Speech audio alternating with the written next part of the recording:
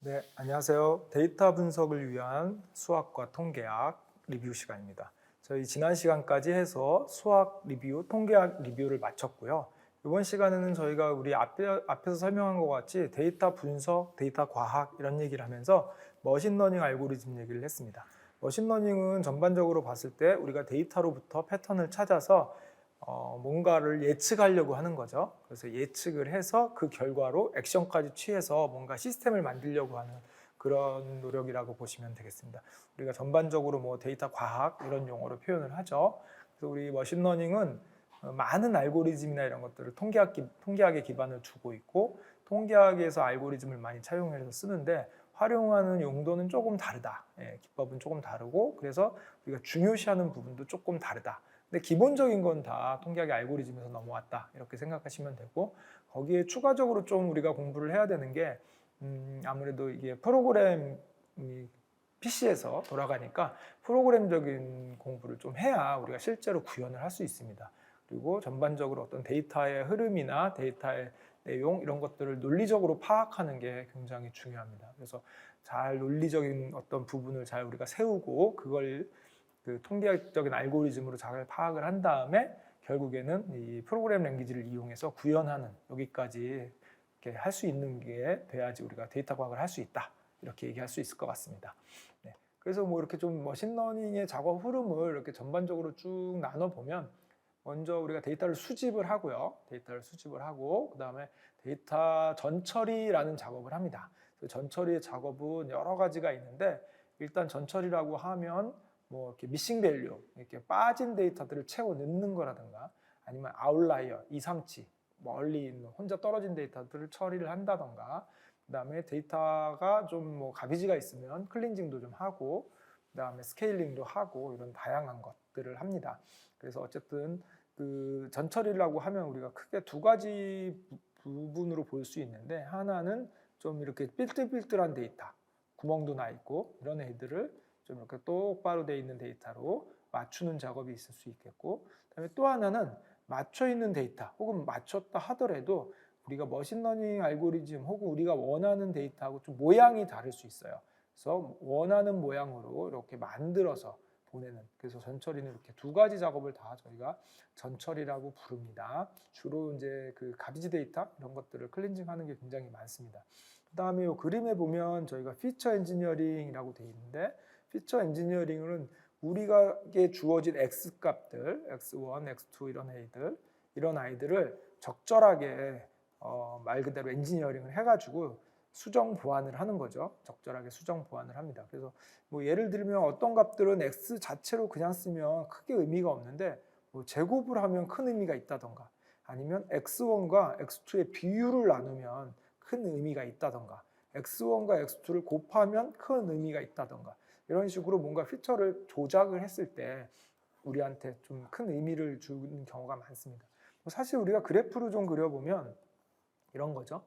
원래 x1 그냥 x만 봤을 때는 이렇게 차이가 안 나. 차이가 안 나는데 제곱을 해놓고 보니까 뭔가 얘네들끼리 서로 차이가 많이 나. 그럴 수 있죠. 네, 이런 식으로 하면 이 축 자체를 제곱을 이용해서 제곱된 항목을 이용해서 우리가 분류를 하면 좀 더 값들을 잘 분류할 수 있다. 뭐 이런 의미라고 보시면 되겠습니다.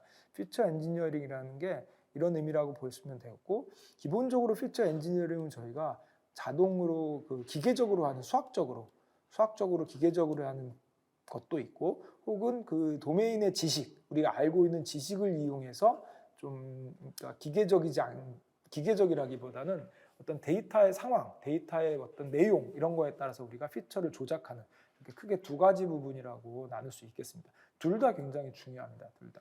네.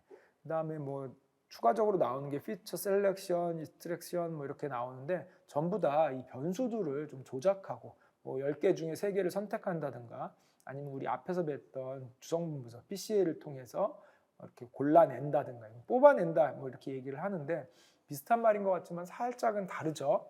네, 10개 중에서 그냥 요거를 무작위로 선택, 무작위가 아니라 이제 원하는 걸 선택 이렇게 하는 방법도 있고 정보를 이렇게 10개가 있으면 한 곳으로 좀 다 모으게 해서 이쪽에 정보 많이 들어가고 뒤에는 조금 들어가게 해서 요거를 사용하는 뭐 이런 방법도 있고 다양한 게 다 변수를 조작하는 그런 개념이라고 보시면 되겠습니다. 그리고 나서 이렇게 데이터가 잘 정리가 됐으면 이 정리된 데이터를 머신러닝 알고리즘에 집어넣고 학습을 시킨다라고 하는 게 우리가 여기서 일어나는 거죠. 학습을 시킨다. 학습을 시키는 건 계속 반복해서 패턴을 찾아서 우리 이렇게 y = ax 플러스 b라는 직선을 찾는 거죠. 그래서 다 찾고 나면 여기 보면 하이퍼 파라미터 튜닝이라고 되어 있는데 이거는 우리가 집어넣어야 되는 매개 변수입니다. 집어넣어야 되는 매개 변수들, 매개 변수들을 어떤 값을 넣으면 가장 좋은 결과를 낼까? 요거를 이용해서 계속 튜닝을 하죠. 그래서 이런 작업을 반복적으로 하는 게 이 모델링 작업입니다. 모델링. 사람이 하는 이 역할이 여기가 굉장히 사람이 어렵게 했다면 여기는 기계가 하는 역할이라고 볼 수 있어요. 오히려 머신러닝 알고리즘에다가 뭔가를 넣고 학습시키는 과정은 시간으로 치면 학습시키는 시간이 굉장히 제일 오래 걸려요. 시간도 많이 걸리고 알고리즘도 많이 돌아가고 PC 파워도 많이 먹고 그러나 사람은 기다리는 거죠. 네, 넣어놓고 돌리고 기다리는. 그래서 사람이 할 일은 오히려 더 줄어드는. 오히려 사람이 할 일은 이쪽에 많죠. 네, 우리 전처리라고 하는 분야. 그래서 보통 우리가 전처리를 얘기하면 보통 전체 작업량의 70에서 많게는 80%까지 시간도 마찬가지고 양도 마찬가지입니다. 작업량, 노가다 양, 그 다음에 시간 이런 거 다 포함해서 이 정도의 포션을 차지한다. 이렇게 얘기를 합니다. 그리고 머신러닝을 학습시키는 부분이 사실은 굉장히 중요하지만 이거는 잘 짜놓으면 그대로 반복적으로 돌아가는 거기 때문에 오히려 사람의 역할은 여기서는 많이 줄어들 수 있습니다. 자, 학습이 끝나고 나면 우리가 직선을 찾은 거죠.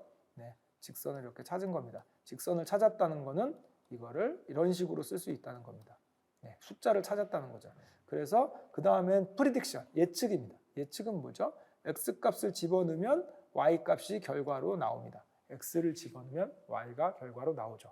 네, 이렇게 해서 우리가 결과를 의사결정을 하는 거죠. x들을 쭉 집어넣으면 얘가 남자인지 여자인지 뭐 이런 식으로 나오는 거죠. 그래서 그 나온 걸 갖다가 이밸류에이션 그럼 보통 저희가 평가 합니다. 이게 과연 잘 맞느냐, 잘 맞지 않느냐. 네. 그래서 우리 통계학에서는 이밸류에이션 이런 개념은 없었던 것 같아요. 우리 통계학에서는 그게 뭐 통계적으로 검정을 한다든가 그다음에 뭐 설명령이 얼마가 된다든가 이게 원인이 어떻다든가 뭐 주로 이런 얘기를 했다면 저희 머신러닝에서는 그래서 데이터셋이 이만큼이 있으면 쭉 다 학습을 하고 나머지 이렇게 띄워놓습니다. 보통 우리가 테스트 데이터라고 해서 띄워놓은 이 데이터를 가지고 실제로 예측을 해보는 거예요. 그리고 정답을 맞춰서 정말로 잘 맞았는지 안 맞았는지 이거를 평가를 하는 거죠. 만약에 평가가 별로 안 좋아 그럼 다시 해야죠. 학습을 다시 시켜야 됩니다. 그래서 이런 과정을 계속해서 반복해서 만약에 좋은 모델이다 라고 판명이 되면 현업에서 사용을 하는 거죠. 자, 근데 사용을 할 때 이게 데이터가 계속해서 바뀌기 때문에 계속 만들어 놓은 모델을 영원히 쓸 수는 없어요. 어느 정도 일정 기간이 지나면 그 모델이 조금 바뀝니다. 그래서 데이터가 계속 사용한다는 얘기는 정답이 계속 쌓인다는 얘기죠. 네, 그걸 가서 해서 우리가 업데이트를 합니다. 그래서 또 다시 재학습을 하고 재학습을 해서 계속 주기적으로 학습을 해서 쓰는 과정이다. 이렇게 볼 수 있습니다. 그래서 머신러닝을 하면 우리가 맨 처음에 일단 데이터를 이렇게 받으면 제일 먼저 전처리라는 걸 이용해서 깨끗하게 정리도 하고 피처 엔지니어링도 하고 여러 가지 작업을 합니다. 쭉 작업을 해서 결국 데이터가 이렇게 딱 나오면 보통은 저희가 이걸 나눠요. 그래서 이만큼을 트레이닝 데이터, 이만큼을 테스트 데이터 이렇게 나눕니다. 보통 7:3, 8:2 이 정도로 나눕니다. 그래서 이걸 학습을 해서 모델을 만들어요. 그러면 y 그래서 ax 플러스 b가 2x 플러스 3 이런 식으로 나온다는 거죠. 그러면 테스트 데이터에도 여기 지금 보면 이렇게 x 값들이 쭉 있는 거죠. x1부터 해서 x10까지 있고 마지막에 y값 이렇게 있는 거죠. 그래서 테스트 데이터에 y값이 있죠, 실제로. 그래서 우리가 가지고 있는 y값들하고 그다음에 우리가 요거를 집어넣으면 x들이 있으면 y를 예측할 수 있죠. 네, 그래서 이 예측값하고 비교를 하는 거죠. 비교. 그래서 얼마나 잘 맞췄는지 평가를 하는 그런 겁니다. 그래서 평가가 좋으면 잘 된 모델, 그렇지 않으면 잘 안 된 모델 이렇게 나누는 거죠. 자, 이럴 때 우리가 그래서 트레이닝 데이터, 학습 데이터와 테스트 데이터 이렇게 두 개로 보통 나눈다. 트레이닝 데이터와 학습 데이터 이렇게 두 개로 나눈다. 이렇게 되는데 어디에 보면 밸리데이션 데이터라는 말을 써요. 밸리데이션. 밸리데이션이라는 말을 쓰는데 이 밸리데이션은 뭐냐면 이렇게 생각하시면 돼요. 원래 우리가 데이터를 나눌 때 이렇게 세 개로 나눈다고 보시면 돼요. 원래 트레이닝 테스트 데이터는 아예 하나 딱 이만큼 띄워놓고 트레이닝 데이터 중에서 요만큼은 밸리데이션 데이터로 쓰는 거예요. 밸리데이션 데이터는 언제 쓰냐면 우리가 학습을 하고 하이퍼 파라메터라고 사람이 정해줘야 되는 값들이 있어요. 사람이 정해줘야 되는 값들이 있는데 이 정해줘야 되는 값들을 우리가 어떤 로직에 의해서 구하는 게 아니라 집어넣어보고 돌려보는 거예요. 돌려보고 좋은 걸 선택하는 거죠. 그럼 좋은 걸 선택한다는 말은 뭐냐면 평가가 들어가야 돼요. 그래서 원래 있는 y값과 우리가 예측한 값을 비교해서 평가를 하는 거죠. 그래서 보통 우리가 세 개의 데이터로 나눕니다. 트레이닝 데이터, 학습을 시킵니다. 학습을 시키고 예를 들어서 하이퍼 파라미터가 만약에 뭐 감마 값과 C 값 이렇게 두 개가 필요하다. 그러면 집어넣습니다. 0.1, 뭐 0.1 이런 식으로 집어넣고 이걸로 학습을 시켜요. 그리고 밸리데이션 데이터로 평가. 이거에 대해서 평가. 그 다음에 이걸 바꿔요. 0.2, 뭐 0.2 이런 식으로 쭉 바꿔가면서 여러 번 이렇게 학습을 시킵니다. 그리고 나서 그걸로 또 평가, 이걸로 평가, 이걸로 평가, 이걸로 평가. 요게 제일 좋네? 요게 제일 좋네? 그러면 우리가 감마와 C 값을 요걸로 결정하는 거죠. 요걸로 결정하는 겁니다. 그래서 이렇게 해서 우리가 하이퍼 파라미터를 보통 튜닝한다 이렇게 하는데 결국 얘는 기계가 찾아내는 값이 아니라 사람이 넣어줘야 되는 초기 값이라고 볼 수 있어요. 이 초기 값을 결정을 할 때 결정하는 방법이 뭐냐면 학습을 시켜서 실제로 측정을 해보는 거죠. 평가를. 그때 요 학습할 때 필요한 데이터, 그다음에 평가할 때 쓰는 데이터 이렇게 두 개로 나눌 수 있습니다. 그래서 요거를 저희가 일반적으로 이렇습니다. 일반적으로 세 개로 나누죠. 트레이닝 데이터, 밸리데이션 데이터, 이거는 최종 모델을 테스트하는 데이터. 그래서 우리 모델의 성능을 측정하는 데이터. 그래서 크게 트레이닝 데이터, 밸리데이션 데이터, 테스트 데이터 이렇게 나눈다라고 볼 수 있습니다. 물론 우리가 이제 알고리즘에 따라서 요거를 자동으로 이렇게 할 때가 있어서 밸리데이션 데이터가 사람이 직접 나누지 않고 알고리즘 내부에서 나누기도 합니다. 어쨌든 전반적으로 봤을 때 트레이닝 데이터, 밸리데이션 데이터, 테스트 데이터 이렇게 나눠줘야 된다. 네, 그래서 전체적으로 보면 많이 썼네요. 지저분하네요. 네, 전체적으로 보면 데이터를 수집해서 전 처리를 하고 피처들을 쭉 처리를 한 다음에 모델에다가 넣어서 학습을 시키죠. 이때 테스트 데이터와 밸리데이션 데이터가 필요하겠죠. 그래서 하이퍼 파라미터도 결정을 하고 학습을 다 시킨 다음에 그걸 가지고 예측을 하고 평가를 하는 거죠. 이때 테스트 데이터가 쓰인다. 이때 테스트 데이터가 쓰인다. 이렇게 생각하시면 되겠습니다. 머신러닝의 작업이 흐름이 이렇게 쭉 돼서 결국 이렇게 해서 모델을 하나 만들면 이거를 어떤 IT 시스템에다가 얹어서 자동으로 데이터가 들어오면 자동으로 이렇게 하고 학습시키고 평가한 다음에 예측해서 이거를 실제로 액션 취하는 이런 식으로 IT 시스템에다가 이렇게 우리가 얹어야죠. 네, 그래서 실제로 사용될 수 있게. 왜냐하면 우리가 모델을 손으로 돌려갖고 평가해서 말고 이런 게 아니라 보통 머신러닝 같은 경우에는 우리가 의사결정을 한 다음에 그 차후에 액션까지 자동으로 취하도록 그렇게 돼 있기 때문에 이런 식으로 전체적으로 진행을 한다. 이렇게 생각하시면 되겠습니다. 네.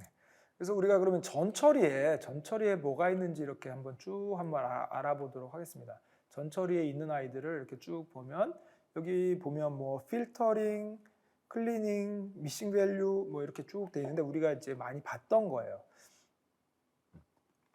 필터링은 말 그대로 걸러내는 거죠. 뭐 의미 없는 데이터나 쓰레기 데이터 이런 거 걸러내는 거고, 클리닝 이런 거는 이제 우리 흔히 말하는 가비지 데이터 이런 것들을 깨끗하게 지워내는 겁니다. 뭐 만약에 텍스트 데이터로 보면 만약에 뭐 여러 가지 문자들이 있는데 뭐 기호들 그다음에 뭐 이런 거 필요 없다. 뭐 이렇게 상황에 따라서 필요할 수도 있고 없을 수도 있습니다.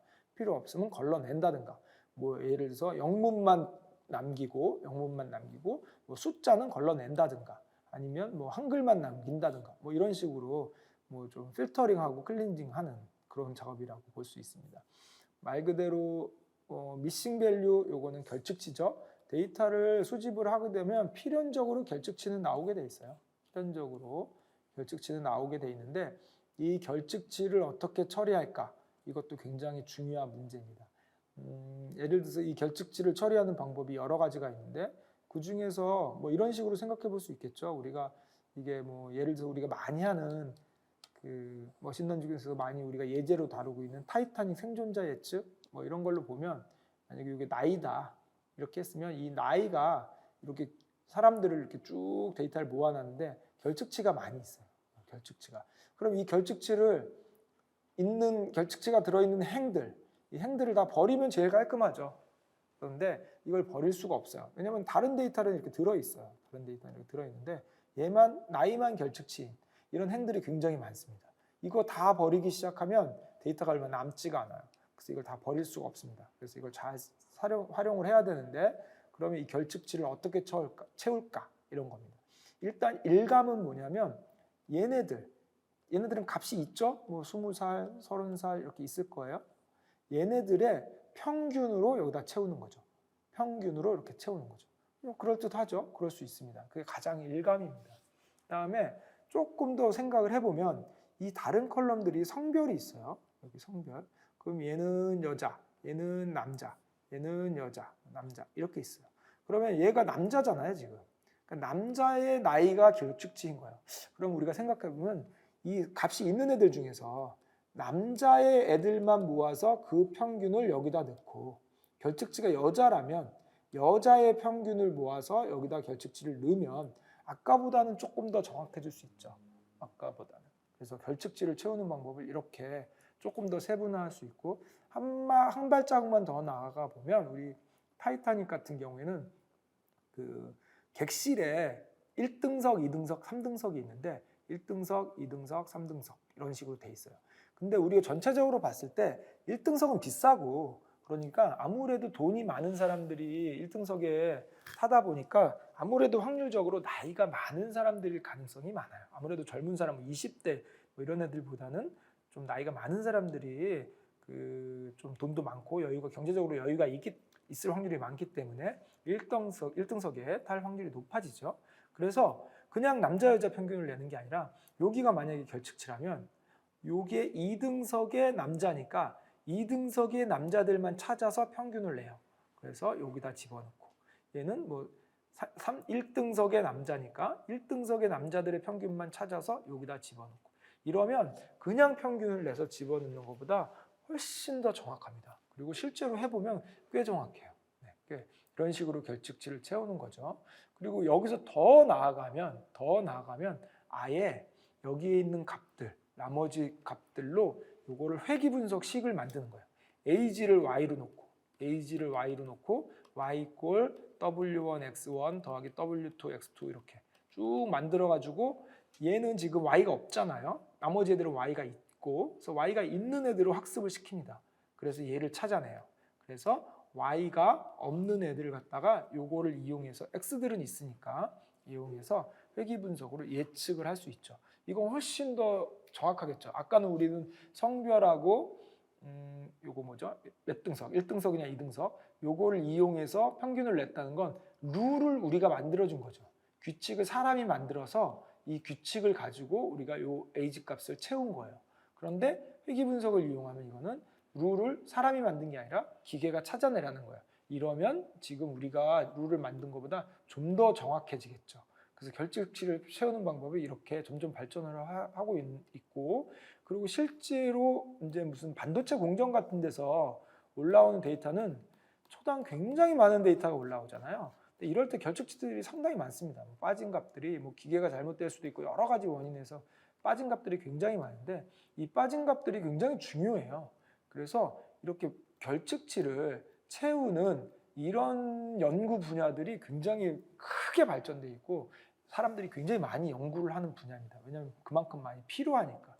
아마 찾아보시려면 그 임퓨테이션 이런 키워드로 찾아보면 이 결측치를 채우는 연구 분야들이 상당히 연구가 많이 돼 있고 꽤 정밀하게 우리가 원래 데이터가 누실된 거기 때문에 알 수는 없죠. 근데 어떻게 하면 원래 값과 비슷하게 채울까?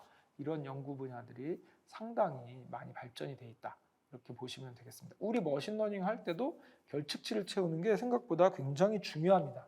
예제 같은 거에서 할 때는 별로 중요하지 않지만 실제 업무를 하려고 그러다 보면 데이터 뭐 한 10,000건 모으면 막 절반이 막 결측치가 있고 그래요. 근데 컬럼이 여러 개가 있기 때문에 다 결측치는 아니죠. 이렇게 구멍이 군데군데 숭숭숭숭 나 있어요. 그런 애들 어떻게 잘 채울까? 이게 굉장히 중요한 얘기입니다. 그래서 미싱 밸류를 채우는 문제. 그다음에 당연히 아웃라이어를 처리하는 문제. 예를 들어서 나이가 이렇게 쭉 있다가 여기가 막 200살 이렇게 들어와 있어요. 이건 잘못된 거죠. 누가 봐도. 네, 이거는 잘못된 아웃라이어입니다. 잘못된 아웃라이어. 그다음에 이런 잘못된 아웃라이어 말고 실제로 아웃라이어가 정상적인 경우도 있어요. 그래서 데이터를 이렇게 쭉 뽑아봤는데 이렇게 소득 수준을 보니까 여기 다 이렇게 비슷해요. 근데 어떤 사람이 재벌 회장이라서 소득 수준이 혼자만 높아요. 그러면 이거를 분석을 할 때 과연 얘를 어떻게 할까? 얘를 어떻게 할까? 이게 이슈가 될 수 있어요. 만약에 내가 뭔가 이걸로 머신러닝 알고리즘을 만들어서 다음에 소득 수준을 예측하려고 하는데 이 경우가 굉장히 특이한 경우야. 그럼 과연 이걸 고려할 필요가 있을까? 아니면 이걸 고려를 해야 될까? 버려야 될까? 이것도 중요한 팩터 중에 하나입니다. 아니면 이거를 좀 평균치를 이용해서 좀 이쪽으로 당겨서 좀 이쪽에 놓을까? 뭐 이런 고민을 해야 됩니다. 이거는 상황에 따라서 이거를 고려를 해야 될 수도 있고 고려하지 않아야 될 수도 있습니다. 그래서 아웃라이어를 처리하는 부분도 굉장히 중요한 얘기라고 할 수 있어요. 예를 들어서 우리 지난번에 잠깐 예를 들었던 여기서 제가 공을 던지는데 100만 번 정도 던졌어요. 근데 공이 다 여기 떨어지면 여기로 100만 한 번째는 예측할 거야. 제가 그때 설명을 이렇게 드렸는데 실제로 100만 번 던지면 공이 여기 안 떨어져요. 이렇게 분포를 합니다. 분포를. 이렇게 넓게 분포를 하죠. 이렇게 분포를 했을 때 만약에 공이 이렇게 거의 다 떨어졌어요. 100만 번이. 근데 한 10번 정도 혹은 한 10,000번 정도만 이렇게 떨어졌어요. 그러면 이 부분을 고려를 해야 될까? 아니면 무시를 해야 될까? 다음에 떨어질 때는 여기에 평균점이 여기에 떨어진다고 예측하는 게 더 잘 맞을까? 아니면 얘가 있으니까 무시하지 않고 조금 시프트해서 이쪽에 떨어진다고 하는 게 더 잘 맞을까? 아니면 얘가 있으니까 뭐 어떻게 하는 게 더 잘 맞을까? 이런 것들을 고려를 해야 된다는 거죠. 근데 상황에 따라서 이거를 고려하는 게 맞을 수도 있고 가끔은 아예 무시하는 게 맞을 수도 있습니다. 무시하는 거. 아까 말씀드린 것처럼 소득 수준 예측하는데 여기에 재벌 회장이 이렇게 들어오면 사실 이런 경우는 거의 없을 수 있거든요. 다음번에는. 그래서 이런 것들을 어떻게 처리하느냐 이것도 굉장한 이슈가 되고 있습니다. 네, 이런 것들이죠. 그 다음에 보면 범주형 데이터에 대해서 이렇게 나와 있어요. 여기 보면 레이블 인코딩, 그 다음에 원핫 인코딩 이렇게 두 가지가 나와 있는데 이건 우리가 아는 내용이에요. 예를 들어서 데이터가 이렇게 있습니다. 근데 지금 우리가 이 데이터가 범주형이냐 수치형이냐 굉장히 중요한 이슈입니다. 그리고 두 가지 경우예요.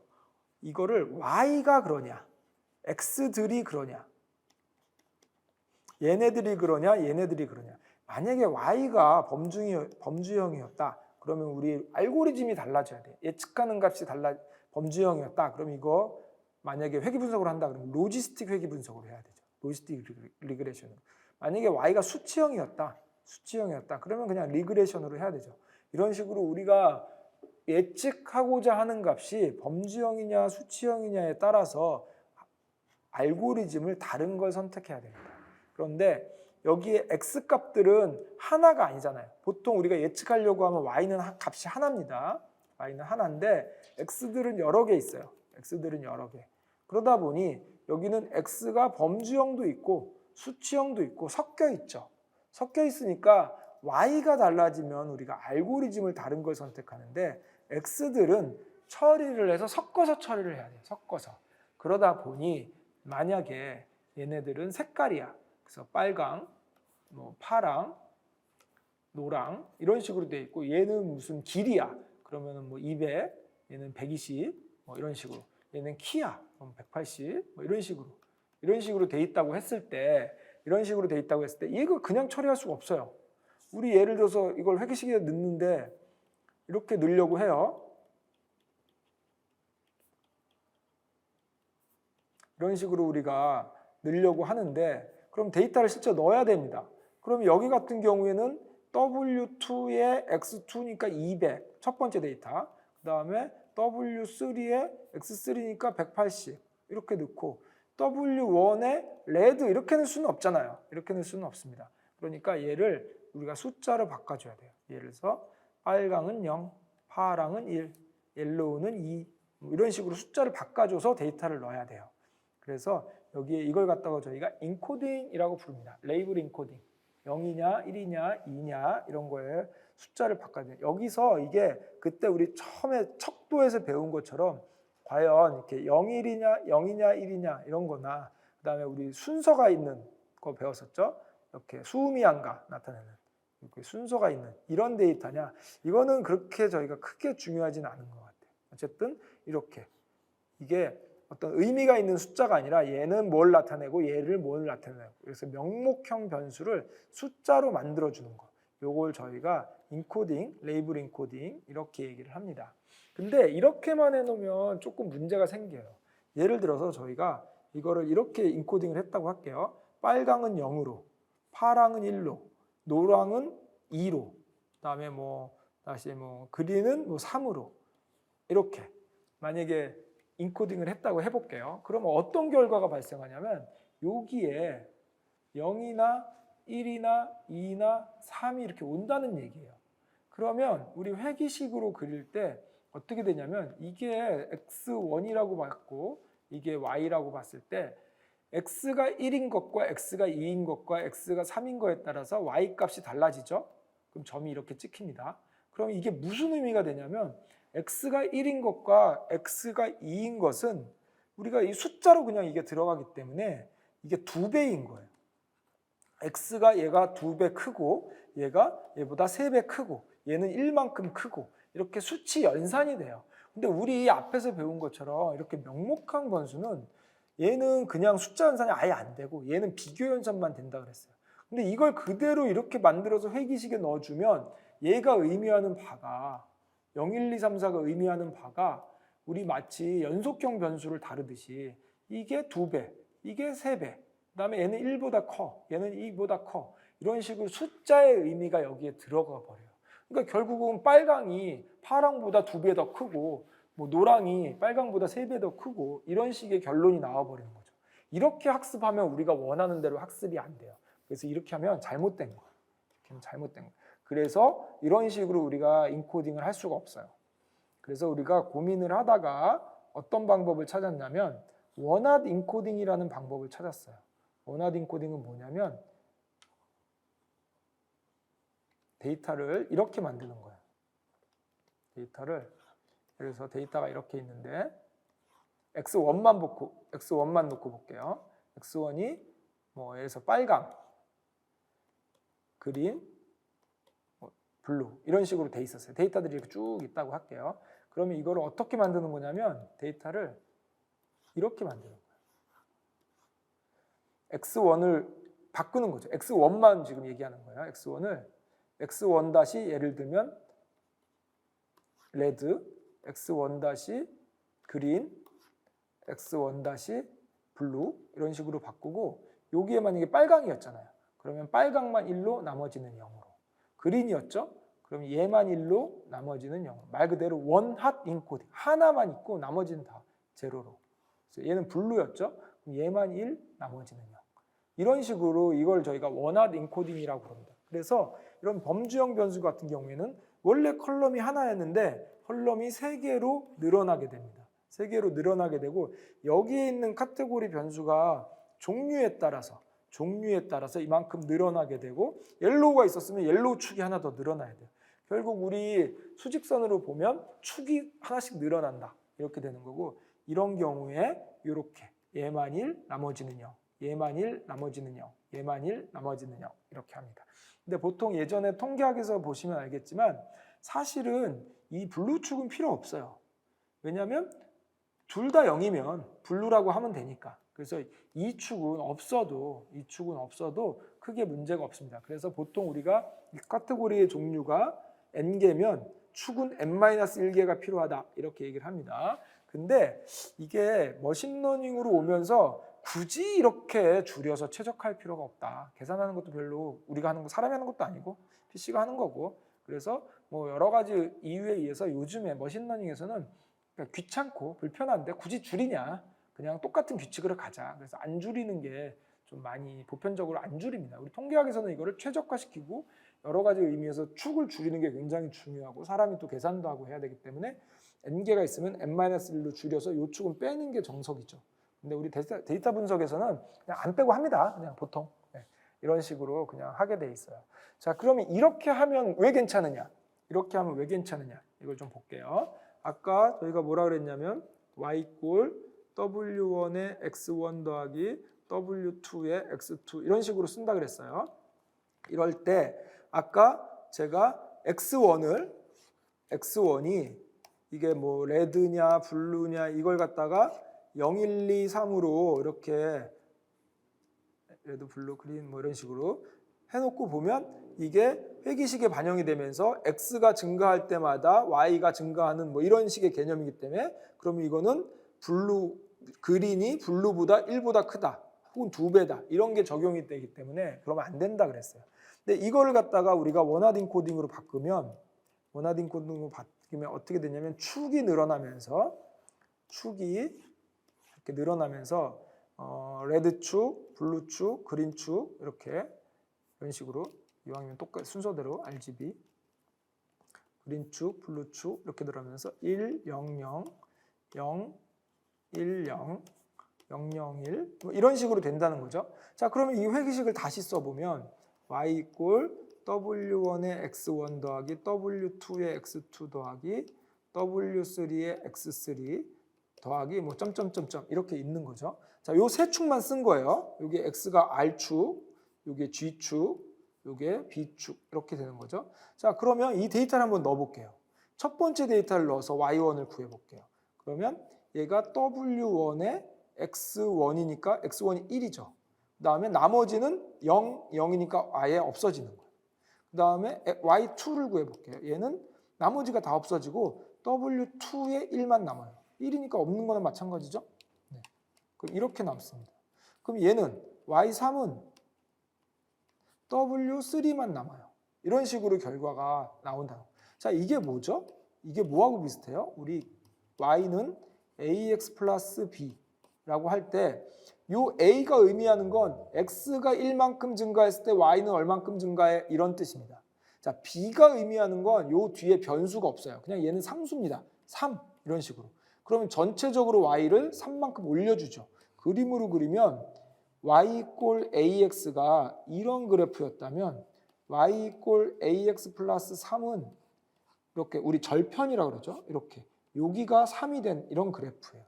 결국 여기를 원하드 인코딩으로 바꿔주면 우리가 원래 이런 그래프를 갖다가 얘네들이 절편 역할을 하는 거예요. 왜냐하면 x 값은 무조건 1이기 때문에 x하고 상관없이 값이 있으면 w가 살아남고 없으면 w가 죽어요. 그래서 얘는 결국에 여기 뒤에 변수가 붙어 있지 않죠.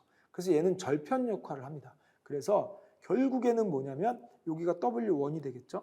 그럼 얘는 w2가 될 거고 얘는 w3가 되는 절편 역할을 합니다. 그래서 1번 그래프, 2번 그래프, 3번 그래프를 마치 따로따로 회귀 분석을 해서 합친 거하고 동일한 역할을 갖게 합니다. 그래서 결국 하고자 하는 게 뭐냐면 이거를 그냥 인코딩을 해서 0, 1, 2, 3, 4로 써버리면 그리고 회귀식에 넣으면 얘가 이게 의미가 생겨져 버려요. 뭐 빨강이 파랑보다 2배 더 크다든가 이런 식으로 해서 알고리즘이 분석을 하려고 하다 보니까 우리가 원하는 바가 아니에요. 우리는 그렇게 하기를 원하지 않아요. 그냥 구별만 해주길 원해요. 이렇게. 그러다 보니 이거를 절편으로 만들자.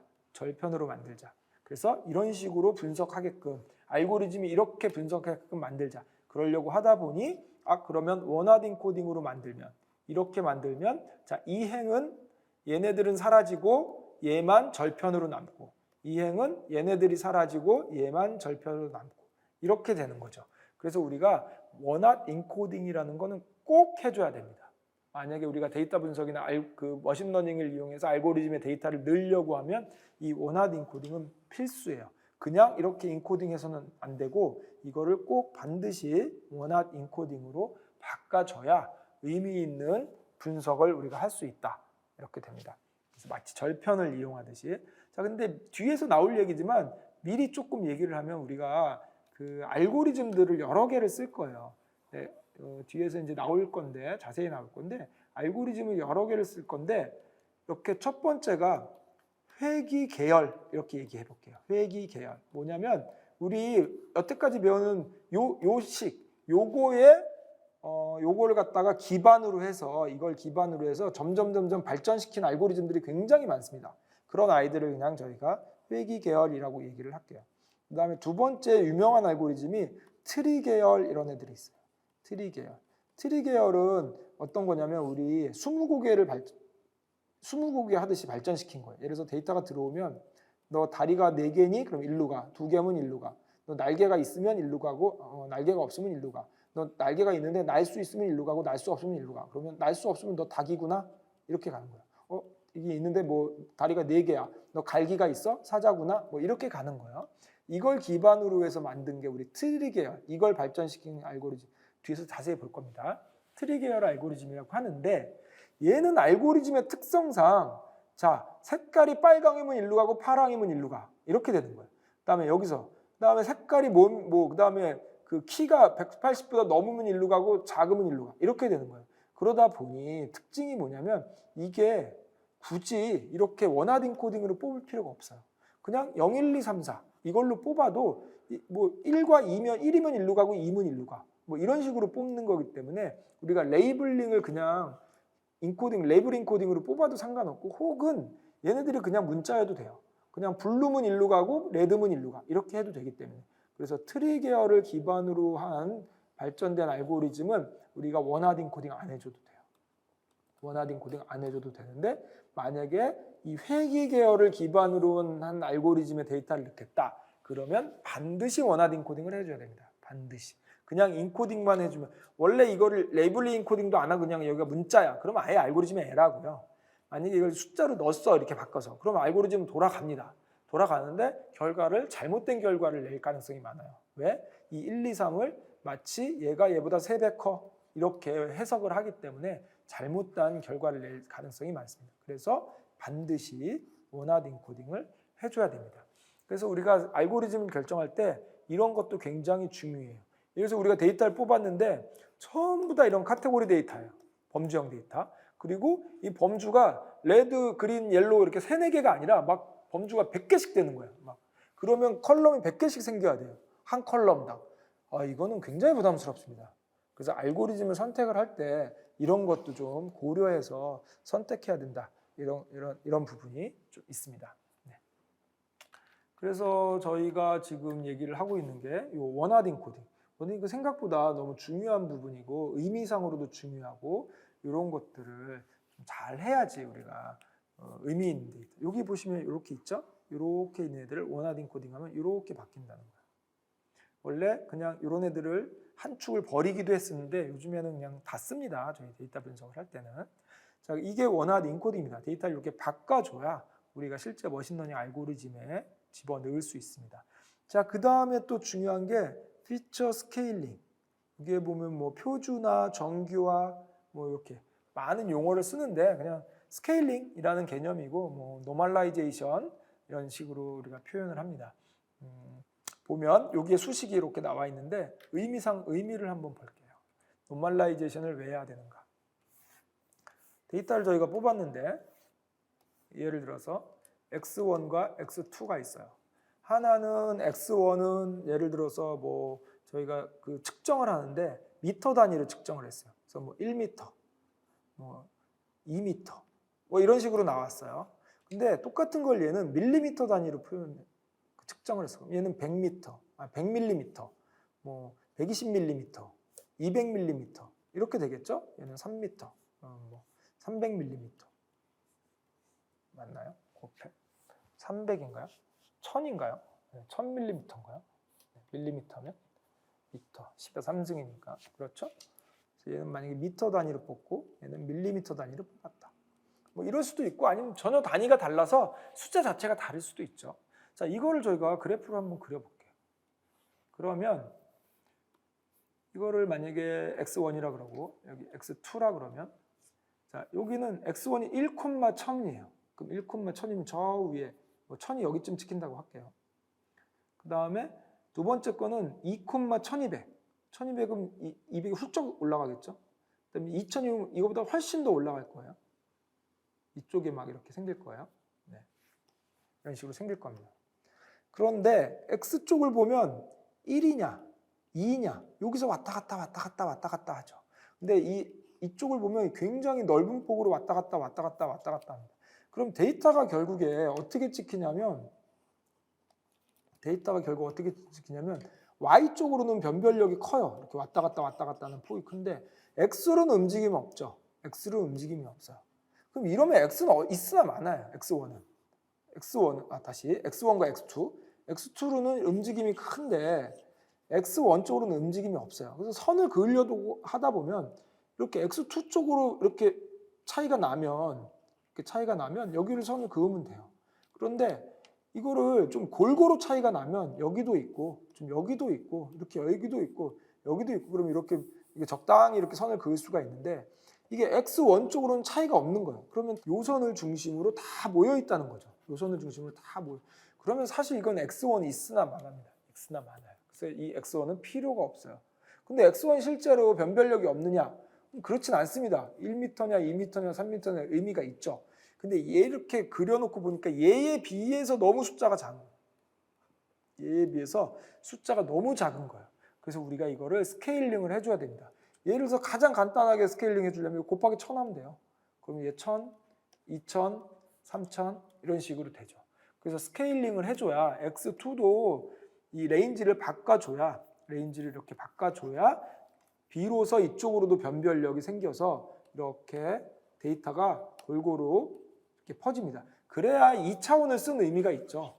안 그러면 1차원 한 줄만, 세로축만 쓰면 되잖아요. 그래서 이런 경우에 우리가 스케일링이 필수입니다. 필수. 그래서 스케일링을 해줘야 되는데 그 스케일링하는 방법은 여러 가지가 있어요. 그 중에서 가장 대표적인 게 노멀라이제이션이라는 그 얘기를 하는데 민맥스 스케일링 이렇게도 많이 씁니다. 우리 앞에 수식이 나와 있는데 보시면 이 값들 중에서 얘끼리 스케일링 해야 돼요. 같이 섞어 놓으면 안 되죠. 여기서 제일 큰 값을 구해요. 맥스 값.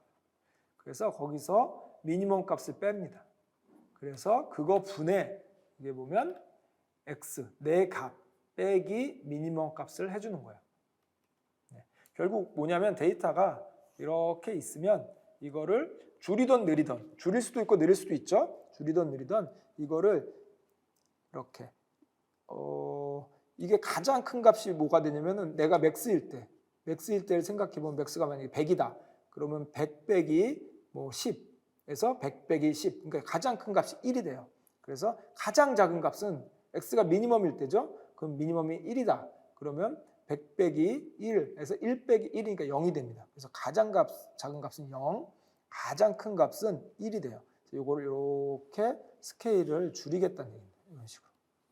만약에 적은 거면 스케일을 늘리는 게 되겠죠. 적은 거면 늘리는 게 됩니다. 그래서 만약 이 데이터들이 1, 2, 3 뭐 이렇게 돼서 뭐 가장 큰 값이 뭐 100이었다. 그 다음에 가장 작은 값이 1이었다. 이러면 계산하기 쉽게 0으로 할까요? 0이었다. 그러면 맥스는 100, 미니멈은 1, 분의 실제 내 값 3에서 빼기 미니멈 0 이렇게 해서 얘는 100분의 3이니까 0.03 이렇게 되는 거죠? 맞죠? 하나, 둘, 네. 그러면 여기에 있던 3이라는 값이 여기 0.0이라는 값으로 이렇게 바뀌는 거죠. 이런 식으로 쭉 만약에 내 값이 100이었다. 그러면 100 빼기 0, 100 빼기 0분의 100 빼기 0이니까 값은 1이 되겠죠? 그러면 여기 100이었던 값이 1로 이렇게 내려오는 거죠.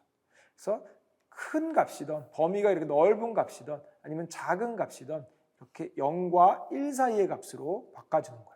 0과 이런 알고리즘을 이용해서 0과 1 사이의 값으로 바꿔줍니다.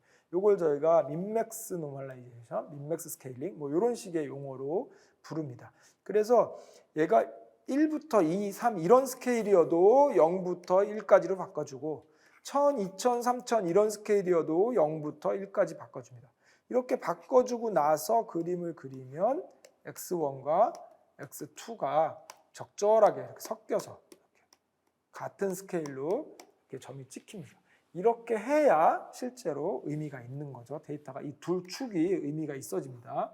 그래서 노멀라이제이션은 역시 마찬가지로 필수라고 할 수 있습니다. 역시 마찬가지로 필수. 그런데 이것도 마찬가지로 리그레이션 계열에서는 필수입니다. 리그레이션 계열에서는 이렇게 축을 그려놓고 선을 찾자 이런 얘기이기 때문에 x1과 x2를 다이렉트로 비교해야 되는 경우가 많기 때문에 리그레이션 계열에서는 필수예요. 근데 아까 말한 것처럼 트리 계열에서는 이런 거 필요 없어요. 왜냐하면 트리 계열에서는 아까처럼 어떻게 하냐면 자 여기서 자 x1이 뭐보다 크면 1로 가, 뭐보다 크면 1로 가. 그 다음에 여기서 x2가 뭐보다 크면 1로 가, 뭐보다 크면 1로 가. 이렇게 하기 때문에 x1과 x2가 다이렉트로 비교될 일이 없어요. x1을 비교할 때는 x1끼리 따로, x2 할 때는 x2끼리 따로. 그래서 얘네들은 트리 계열은 특징상, 알고리즘의 특징상 각각 그 컬럼끼리 비교할 일이 없어요. x들끼리 각각 따로따로 비교합니다. 그래서 이런 애들은 노멀라이제이션 안 해줍니다. 노멀라이제이션 안 해줘도 괜찮습니다. 그래서 우리가 알고리즘을 선택할 때 여러 가지가 있는데 그 데이터 전처리하는 입장에서는 리그레이션 계열 알고리즘이 상당히 까다로워요. 오히려 트리 계열 알고리즘은 대충 넣어도 괜찮습니다. 벌써 아까 원하드 인코딩 안 해도 되죠. 그다음에 이런 노멀라이제이션 안 해도 되죠. 노멀라이제이션을 안 하는 거는 조금 뭐 그냥 하든 말아도 어차피 컬럼 하나가 컬럼 하나로 바뀌니까 괜찮은데 아까 원하드 인코딩 같은 경우에는 카테고리가 10개면 컬럼 하나가 10개로 바뀌어야 돼요. 이건 상당히 부담스러운 일이에요. 노멀라이제이션을 트리 계열일 때는 안 해줘도 되고 리그레이션 계열일 때는 반드시 해줘야 된다. 그렇습니다. 그다음에 두 번째로 하나 있는 게 또 뭐냐면 두 번째로 있는 게 우리가 민맥스 말고 그 스탠다드 여기에 보시면 스탠다드 디비에이션 이렇게 썼는데 요게 보시면 x 빼기 민 그리고 그 표준 편차로 나눠주는 요겁니다. 그래서 이게 우리 그 정규 분포 구하는 개라고 보시면 돼요. x에서 x의 평균을 빼고 이거를 표준 편차로 나눠주는 요거를 저희가 이렇게 스케일링. 뭐 예를 들면 이겁니다. 이렇게 데이터가 이렇게 쭉 x1이 이렇게 있으면 데이터들이 쭉 들어 있어요. 그러면 요것들의 평균을 구합니다. 요것들의 평균을 구해요. 그래서 뭐 얘가 뭐 예를 들어서 1이고 2이고 3이고 이렇게 쭉 있어요. 그러면 요거의 평균이 예를 들어서 50이다. 50을 구해놓고 표준 편차를 구해요. 이 데이터들이 그래서 이렇게 돼 있으면 얼마나 분포되어 있는지 표준 편차를 구합니다. 얼마나 멀리 떨어져 있는지 얘를 구한 다음에 뭐 예를 들어서 얘가 5다 이렇게 구했으면 이 값들을 자 여기가 1이었어요. 그러면 1 빼기 표준 편차 나누기 시그마 이런 식으로 시그마 5죠. 5 이런 식으로 다 바꿔주는 거예요. 2 빼기 50 5분의 3 빼기 50 여기는 5분의 100 빼기 50 이런 식으로 쭉 다 바꿔서 우리가 이렇게 만들어주는 거예요. 결국에는 이 어떤 점을 중심으로 데이터들을 이렇게 분포하게 만드는 그런 거라고 보십니다. 이것도 저희가 많이 씁니다. 그래서 우리 현실적으로 현업에서 많이 쓰는 게 요거하고 이렇게 스케일링 할 때는 두 가지를 저희가 많이 쓴다. 네. 이 보면 용어를 요는 표준화, 정규화 이렇게 얘기를 해놨네요. 전체적으로 스케일링이라고 보시면 돼요. 데이터의 스케일을 맞추는 요거. 마찬가지로 얘도 그러면 우리 노멀라이제이션 쓸 거냐 스탠다드 디비에이션 쓸 거냐 이거는 그냥 상황에 따라서 맞춰서 쓰시면 되고 해보면 적정하게 맞는 거 쓰시면 됩니다. 네, 알고리즘에 따라서 또 이거 쓸 때가 있고 이거 쓸 때가 있고. 네, 근데 말씀드렸다시피 트리 계열일 때는 안 하셔도 돼요. 근데 해도 돼요. 안 해도 되고. 그래서 알고리즘을 이것저것 쓰고 싶으면 일반적으로 우리가 좀 하는 게 정석이에요. 하는 게. 왜냐하면 해도 큰 손해가 없기 때문에. 아까 원하드 인코딩 같은 경우에는 하느냐 안 하느냐가 굉장히 중요하죠. 걔는 하면 컬럼이 확 늘어나기 때문에. 근데 얘네들은 그냥 컬럼 하나기 때문에 우리가 크게 상관이 없기 때문에 알고리즘을 얘 쓸 수도 있고 얘 쓸 수도 있기 때문에 우리가 하는 게 일반적으로 좀 정석이긴 합니다. 그런데 특징을 보면 아까 그 원하드 인코딩 같은 경우에는 카테고리, 범주형 데이터에 대해서 하는 거죠. 범주형. 그 다음에 얘네들은 보통 노멀라이제이션 이런 애들은 X값 자체가 수치형일 때 하는 거예요. 수치형일 때 측정을 했을 때 데이터가 스케일이 다르기 때문에 이렇게 하는 거죠. 범주형일 땐 이런 거 할 필요가 없고 이런 게 해당이 안 되는 거죠. 그래서 우리가 그 원하드 인코딩 같은 경우에는 범주형일 때 원하드 인코딩을 하는 거고, 그다음에 수치형일 때는 보통 스케일링, 노멀라이제이션, 스케일링을 한다. 이렇게 보시면 됐습니다. 전처리의 가장 핵심적인 부분이라고 볼 수 있습니다. 네. 지금 이게 다 뭐에 대한 얘기죠? X값들에 대한 얘기예요. X값들. 자, Y값이 범주형이냐 수치형이냐 달라지면 어떻게 되죠? 알고리즘을 바꾸셔야 돼요. 알고리즘이 이걸 할 거냐 저걸 할 거냐. 미리 좀 말씀드리면 저희가 Y값이 범주형이다. 그럼 범주형을 예측하는 걸 갖다가 클래시피케이션이라고 부릅니다. 클래시피케이션 이렇게 부릅니다. 클래스를 나누는 거. 그 다음에 수치를 예측하는 경우다. 그러면 저희가 리그레션 이렇게 부릅니다. 리그레션. 이거는 회귀 분석이라는 뜻인데 원래 수치 분석, 회귀 분석이 숫자를 예측하는 그런 알고리즘이었기 때문에 그냥 우리가 수치를 분석하는, 수치를 맞추는 거를 리그레션이라고 그냥 통칭해서 부릅니다. 그리고 범주를 맞추는 거를 클래시피케이션이라고 부릅니다. 우리 뒤에 머신러닝의 알고리즘에 분리해서 다시 한번 배울 거예요. 어쨌든 중요한 건, 지금 시간에 중요한 건 Y값이 범주형이냐 수치형이냐 요거에 따라서 뭔가 달라지고, 그 다음에 X값들, 정확하게 X값들입니다. X값들이 범주형이냐 수치형이냐에 따라서 달라는 거죠. Y값이 범주형이면 클래시피케이션이라는 알고리즘을 하는 거고, Y값이 수치형이면 리그레이션이라는 알고리즘을 돌려야 돼요. X값들은 여러 개가 있는데 그들 중에서 범주형은 원하드 인코딩을 뽑으셔야 되고 수치형은 스케일링을 해야 된다. 이렇게 세트로 알아두시면 좋을 것 같습니다.